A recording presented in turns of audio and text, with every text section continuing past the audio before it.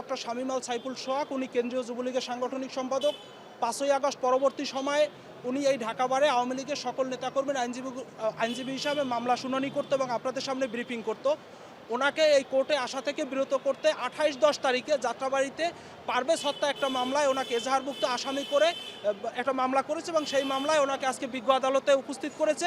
বিজ্ঞ আদালতে আমরা জামিনের প্রার্থনা করেছি, বিজ্ঞ আদালত জামিন নামঞ্জুর করে ওনাকে জেল হাজতে প্রেরণ করেছে। শামীম আল সাইফুল সোহাগ বাংলাদেশের একজন পরীক্ষিত রাজনীতিবিদ এবং পরিচ্ছন্ন রাজনীতিবিদ হিসেবে ওনার সুনাম আছে। উনি ওনার নির্বাচনী আসনে কোনো মামলাতে আসামি হয় নাই, শুধুমাত্র এই ঢাকা কোর্টে উনি আওয়ামী লীগের আসামিদের পক্ষে মামলা শুনানি করার কারণে ওনাকে এই মামলায় আসামি করেছে বলে আমরা বিশ্বাস করি। জুলাই আগস্টে ওনার স্পেসিফিক ওইভাবে কোনো ভূমিকা ছিল না। উনি জুলাই আগস্টে উনি এই যেই দিন ঘটনার তারিখের কথা বলা হয়েছে, উনি এই ঘটনার তারিখে যাত্রাবাড়িতে উনি উপস্থিত ছিল না। এটা 5 তারিখের কথাই বলা হয়েছে, 5 তারিখ বিকাল 3টার কথা বলা হয়েছে। এই সময় উনি যাত্রাবাড়িতে ছিল না, উনি ওনার বাসা কেরানীগঞ্জে ছিল। এটা পারভেজ হত্যা মামলায় ওনাকে আসামি করা হয়েছে এবং সবথেকে ইন্টারেস্টিং বিষয় হলো এই পারভেজ হত্যা মামলাটা করা হয়েছে 28-10-2024 তারিখে, যেটা অনেক দিন পরে। এর মধ্যবর্তী সময় উনি এই কোর্টে আওয়ামী লীগের সকল মামলা উনি শুনানি করতো।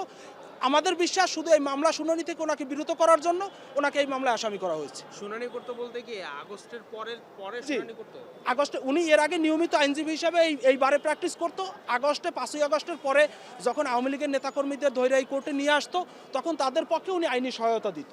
আচ্ছা, আপনি কি কয়েকজনের নাম বলতে পারবেন যাদের পক্ষের আইনজীবী তিনি ছিলেন? জি, উনি সাধনচন্দ্র মজুমদারের আইনজীবী ছিল, উনি মাহবুবারা গিনির আইনজীবী ছিল, উনি ভোলার জ্যাকব ভাইয়ের আইনজীবী ছিল, সহ জুনায়েদ আহমেদ পলকের আইনজীবী ছিল।